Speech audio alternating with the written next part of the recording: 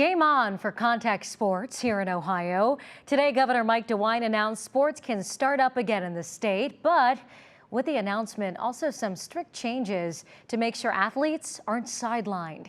Here's what's next for sports. It's the sound of competition, the sound so many have waited months for. Today, Ohioans scored some big news.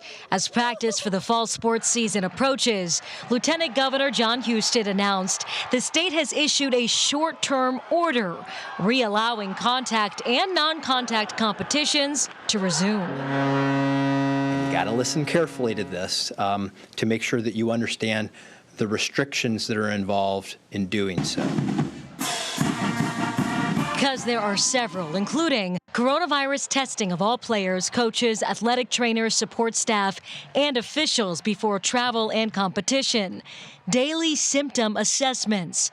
Athletic trainers must wear a face covering while attending to a player. Coaches and officials are strongly recommended to wear a face covering too. Strict social distancing by players who are not actively engaged in practice or competition. And immediate isolation and medical care for a participant who develops symptoms. We all want to resume things that feel more like our normal lives, and playing sports is certainly one of them. And but we have an opponent that we have to defeat along the way, and that's the coronavirus.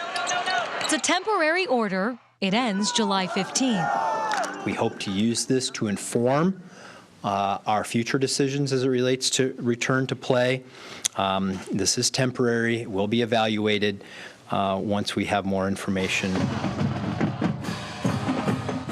Now, the state is also launching a campaign called I Want a Season, which calls on athletes to take to social media to encourage safety practices like wearing a mask.